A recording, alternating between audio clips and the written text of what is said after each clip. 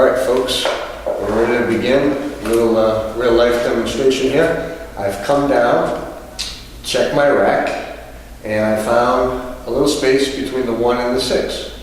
Now, from this position right here, I really can't see it because I'm looking through and the 3 balls pocket. If you come around the table and you check the ball like this, it's much easier to see the light through that angle. So if you're going to check the rack, don't just come down here and look, because a lot of times you're not going to be able to see it. Walk over where you would rack, look like that. Now I found a space between the 1 and the 6. That tells me the 5 ball is playable in that corner.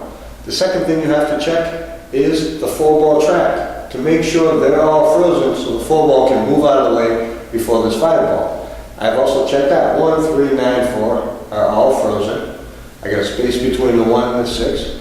The space is not real tiny but not real big. So I'm going to show you how to adjust the cue ball and how to break it. Okay. Like I said, it's not real small. If it was real small space or no space, I'd break from here. Always break from the same side of the table as the space, playing 5 ball. And it's not real big. If it was real big, I'd be here.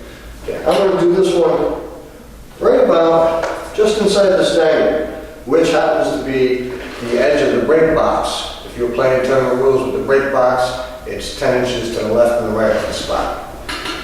Okay.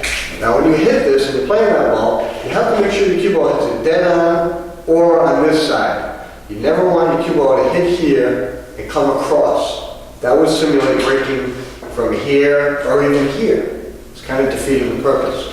Make sure you hit it head on or your cue ball rebounds that way. Playing the 5 ball in the corner. I'm not going to hit it real soft, I'm not going to hit it real hard. I'm going to keep it as smooth as possible. And what is this? This little item right here, it's supposed to replace a glove to reduce some friction when you're doing it. I use it for my break because sometimes when I broke, the tip would come right back out. And I was always worried about that, so sometimes I would struggle. Now with this, I actually get another inch or 2, I can not worry about that. I've never seen it advertised. It's called the Perfector. I don't know the people, but they have a good idea. Okay, some of you might want to try this. We're going to hit it dead on, a little bit to the side, medium speed.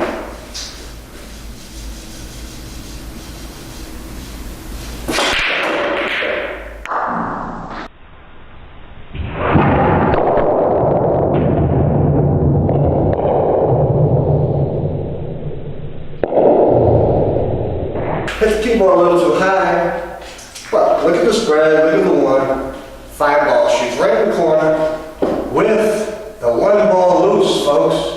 The 1 ball loose. 30 years I've been listening to complaints about the 1 ball being loose.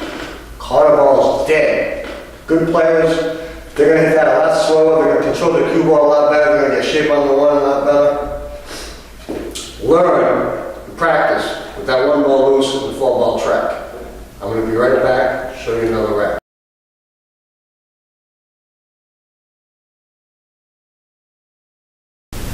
Alright folks, I want you to stop paying attention to how I've racked the balls, meaning the order I've racked them. I rack them the same way all the time. I always rack 1, 3, 6, 5, 8, 2, 4, and 7.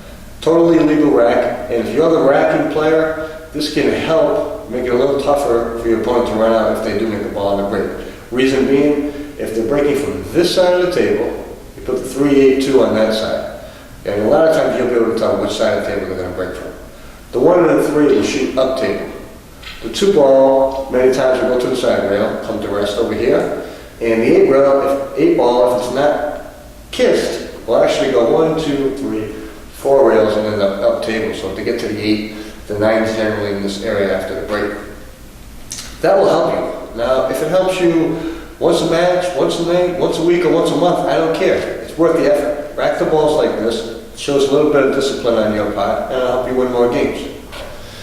Now, I've checked this rack already, and the 1, 6 are touching this time, but we have a space on this side of the rack between the 6 and the 5. Okay? Little space here makes the 5 ball playable, and I checked the 4 ball track. 1, 3, 9, 4 are all touching. This space is a little bigger than the one we had before, and the bigger spaces are a little bit tougher to predict. But I'm going to move my cue ball in towards the center of the table a little bit. because I want to apply a little bit of pressure. Remember, if you come in from this angle, everything goes that way, not much this way.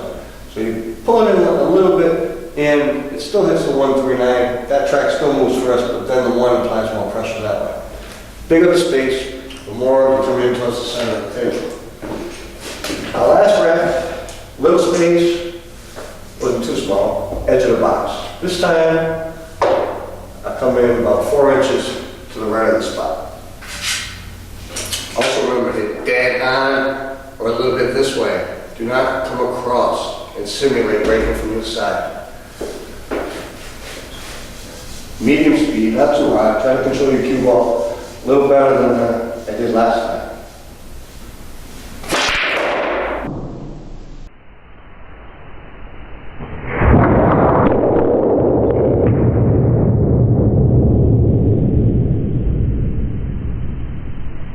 Okay. Hit this side, cue ball come out, a little bit of that. I actually hit it too far over. I told you not to hit it over there. It did come straight back, but I hit it like a millimeter over, which tells me I should have broke probably from right here. And that 5-ball was dead. That space was pretty big.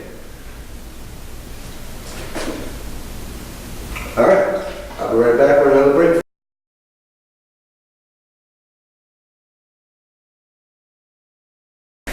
All right, folks, this rack right here, we have 2 spaces. The 1-6, 6-5. Both spaces make the 5-ball very, very playable. Immediately check your 4-ball track, 1, 3, 9, 4. Make sure that's intact, and it is in this rack. Now, both of these spaces make the ball very, very playable. Okay, but the bigger spaces are more unpredictable. We're going to move the cue ball in a little towards the center. Last break was out here, towards the edge of the box. We're going to come in a little bit, hit it very full. Now, if you're playing this ball and you actually hit the end rail with it, you're doing your job. If it doesn't go in the pocket, it hits the end rail, you played the right ball, you made the right call. So try to watch where that ball goes. Some people say, oh, I didn't make a corner ball. Well, if it hits the bottom rail, you did your job. Medium speed.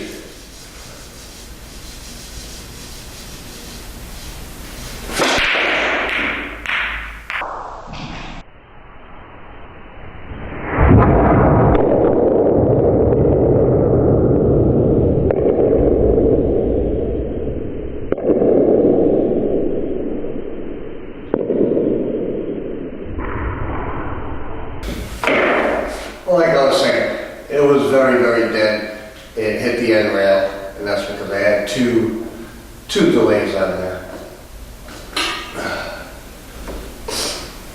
Also,